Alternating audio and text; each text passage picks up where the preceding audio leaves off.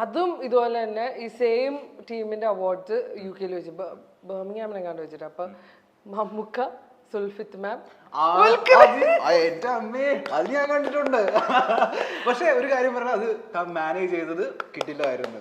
ഞാൻ വിചാരിച്ചിട്ടുണ്ട് തന്റെ സ്ഥാനത്തൊക്കെ ഞാനായിരുന്നെങ്കിൽ ഏത് എന്നെ വേറെ വല്ലവരും ആയിരുന്നെങ്കിണ്ടല്ലോ സത്യമായിട്ട് അവിടെ നിന്ന് കരഞ്ഞേനെ. കാരണം മമ്മൂക്ക ഉടക്കിയൊന്ന് അത് ഭയങ്കര സീനായിരുന്നു അത്. അപ്പൊ ചാനലിന്റെ സൈഡിൽ നിന്ന് റിക്വസ്റ്റ് ആയിരുന്നു ദുൽഖറിന് അവാർഡ് കൊടുക്കണത് സുൽഫിത്ത് മാം കൊടുക്കണം. അത് അവരോട് പറഞ്ഞിട്ടും ഇല്ല. മാം അങ്ങനെ സ്റ്റേജിൽ അങ്ങനെ വരുന്നത് വളരെ റെയർ ആയിട്ടാ. അപ്പോൾ ഞാൻ പറഞ്ഞു ഞാനൊന്ന് ശ്രമിച്ചു നോക്കാന്ന് പറഞ്ഞു. ഞാൻ കയറിയിട്ട് ഞാൻ അനൗൺസ് ചെയ്തു ഈ അവാർഡ് കൊടുക്കാൻ വേണ്ടി സുൽഫിത്ത് മാം വരണം എന്നുള്ളത്. നമുക്ക് എടുത്ത വഴിക്ക് താഴെ നിന്നിട്ട് പുള്ളി ഓൺ ക്യാമറ തന്നെ പറഞ്ഞു പറ്റൂല. നമ്മള് തകർന്ന്. ഇല്ല ഞാൻ വെയിറ്റ് ചെയ്യും. ഞാൻ തിരിച്ച എക്സ്പ്രഷൻ ഒന്നും കൊടുക്കില്ല, ഞാൻ വെയിറ്റ് ചെയ്യും. കാരണം എനിക്ക് എന്റെ തലയിൽ അറിയാം ഇത് എഡിറ്റ് ചെയ്യാൻ പറ്റുന്ന സംഭവമാണ്. ഈ ലൈവ് ഓഡിയൻസ് ഇത്ര പേരേ ഉള്ളൂ, പിന്നെ മൊബൈലിൽ പോയാലേ ഉള്ളൂ. എന്നിരുന്നാൽ പോലും ചളുങ്ങരുത്, നമ്മൾ തളരരുത്. രാമൻകുട്ടി നമ്മളെ കല്ലെറിയാൻ ഇഷ്ടംപോലെ ആൾക്കാരെ വെച്ച് നമ്മൾ തളരരുത്. ഞാൻ നോക്കി നമുക്ക് പറ്റില്ല എന്ന് പറഞ്ഞു. ദുൽഖർ അമ്മയുടെ കൈ കയറി പിടിച്ച് പോകണ്ടെന്നൊക്കെ, ദുൽഖർ ഇങ്ങനെ പോകണ്ടെന്നുള്ള രീതിയിൽ തടസ്സപ്പെടുത്തി. എല്ലാവരും ഭയങ്കര അവർക്ക് ഇഷ്ടപ്പെട്ടില്ല പറഞ്ഞത്. അപ്പോഴും അവർക്കും അറിയില്ല അവാർഡ് കൊടുക്കേണ്ടത് ദുൽഖറിനാണെന്നുള്ളത്. അത് ഞാൻ പറഞ്ഞിട്ടില്ല. എന്നിട്ട് ഞാൻ വീണ്ടും പറഞ്ഞു. മൂന്നാമത് പറഞ്ഞു കഴിഞ്ഞപ്പോൾ നമുക്കുടെ മുഖമൊക്കെ ശരിക്കും മാറി. അപ്പൊ ഞാൻ പറഞ്ഞു നല്ലൊരു കൈഡ് കൊടുത്താൽ സുൽഫിത്ത് മാം വരും. ആൾക്കാർ കൈയടിച്ചു. അങ്ങനെ ഞാൻ ഒരു തരത്തിൽ വിളിച്ച് സ്റ്റേജിൽ കൊണ്ടുവന്നു. ഇവരെല്ലാവരെയും മുഖം അപ്സെറ്റ് ആണ്.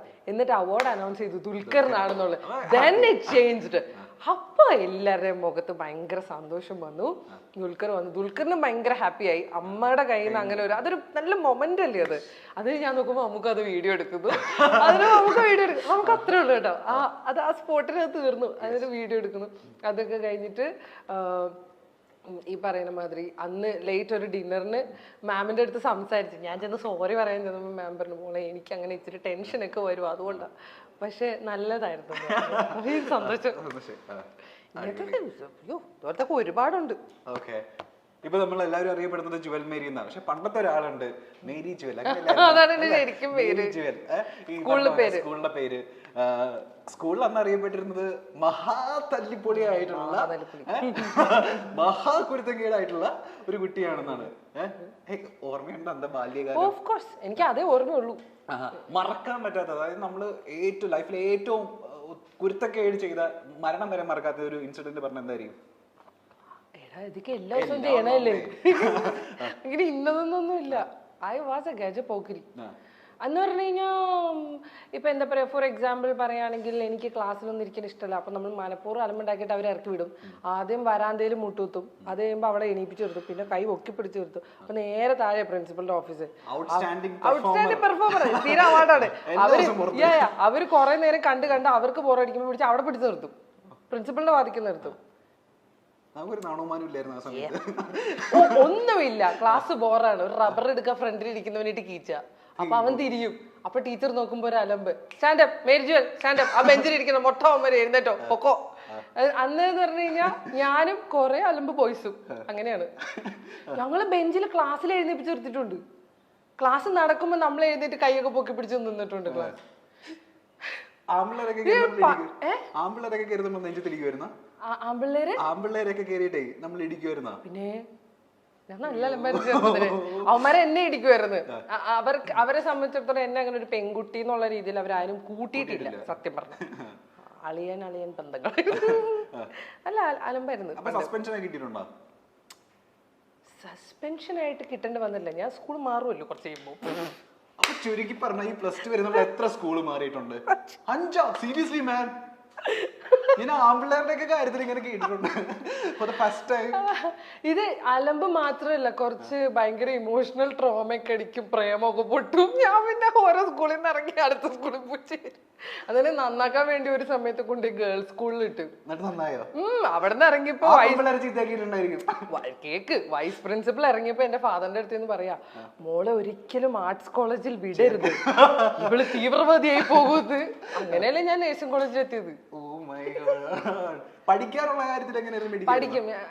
നമുക്ക് ദൈവം കുറച്ച് ബുദ്ധി തന്നിട്ടുണ്ട്. ഇത് my brain is actually very good. എനിക്ക് 15 ദിവസം മതി എൻറ്റയർ വർഷമൊക്കെ പഠിച്ചു തീർക്കാൻ. Okay. അപ്പൊ അവസാനം പോയിട്ട് ഫുൾ അടിച്ച് പഠിച്ച് പാസ്സാവും. നമ്മള് ബി എസ് സി നഴ്സിംഗ് ആയിരുന്നില്ലേ? നഴ്സാണോ നമുക്ക് അധികം ആഗ്രഹമൊന്നും ഉണ്ടായിരുന്നില്ലല്ലോ. വെറുതെ വീട്ടുകാരുടെ നിർബന്ധത്തിന് പോയതല്ലേ? വീട്ടുകാര് നിർബന്ധമൊന്നുമല്ല, അടിച്ച് തൂക്കി കോളേജിൽ കൊണ്ട് എറിഞ്ഞെന്നെ. അവിടെ നിന്ന് ഞാൻ ഒരു പ്രാവശ്യം ചാടിപ്പോന്നതാ. സ്റ്റാർ മമ്മൂട്ടിയുടെ കുടുംബം നമുക്ക് ഒട്ടും അപരിചിതമല്ല അല്ലെ.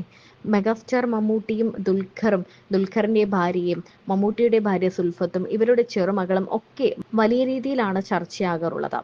എന്നാൽ വേദികളിലൊന്നും അധികം എത്താത്ത ആളാണ് മമ്മൂട്ടിയുടെ ഭാര്യ സുൽഫത്ത്. പലപ്പോഴും വിവാഹ ആഘോഷങ്ങൾക്കൊക്കെ ഇവർ കുടുംബമായി എത്തുന്നത് കാണാറുണ്ടെങ്കിലും അവാർഡ് ഷോകളിലൊന്നും വേദികളിലേക്ക് കടന്നു വരാറില്ല ഈ അമ്മ. എന്നാൽ മമ്മൂട്ടിക്കും ദുൽഖറിനും പിന്നിൽ ഒരു വലിയ ശക്തിയായി തന്നെ ഇന്നും സുൽഫത്ത് നിലകൊള്ളാറുമുണ്ട്. ഇപ്പോൾ ജുവൽ മേരി വർഗീസിന്റെ ഒരു ഇന്റർവ്യൂവിൽ ജുവൽ പറഞ്ഞൊരു അനുഭവമാണ് ഏറെ ചർച്ചയാകുന്നത്. വീണ്ടും സ്റ്റേജിൽ വെച്ച് കണ്ണ് നിറഞ്ഞ വിറച്ചുപോയൊരു അനുഭവം ഉണ്ടായിട്ടുണ്ട് എന്ന് പറഞ്ഞുകൊണ്ടാണ് മമ്മൂക്കയെ പറ്റി പറഞ്ഞത്. മമ്മൂക്കയെ പറ്റി പൊതുവെ ദേശക്കാരൻ എന്നാണ് സിനിമാ ഫീൽഡിൽ എല്ലാം അറിയപ്പെടുന്നത്. മോഹൻലാൽ പോലെ അല്ല മമ്മൂക്ക. ഇത്തിരി ദേഷ്യമുണ്ട്. ആർക്കും പെട്ടെന്ന് അപ്രോച്ച് ചെയ്യാൻ പറ്റാത്ത ഒരാളാണ് മമ്മൂക്ക. ഒരു സ്റ്റേജ് ഷോയിൽ ദുൽഖർ അവാർഡ് കൊടുക്കാനായി സുൽഫത്ത് മാമിനെ സ്റ്റേജിലേക്ക് ജുവൽ മേരി വിളിക്കുകയുണ്ടായി. എന്നാൽ അത് കേട്ട ഉടൻ തന്നെ ഈ കുടുംബത്തിന്റെ മൊത്തം മുഖം മാറി. അതുവരെയും ചിരിച്ചുകൊണ്ടിരുന്ന മമ്മൂക്കയും സുൽഫത്തും ദുൽഖറും എല്ലാം ചിരി മാഞ്ഞു. അതിനിടയ്ക്ക് മമ്മൂക്ക ക്യാമറ നോക്കി പറ്റില്ല എന്ന് തന്നെ പറയുകയും ചെയ്തു. ദുൽഖർ ആണെങ്കിൽ അമ്മയുടെ കൈ വിടാതെ പിടിച്ചു.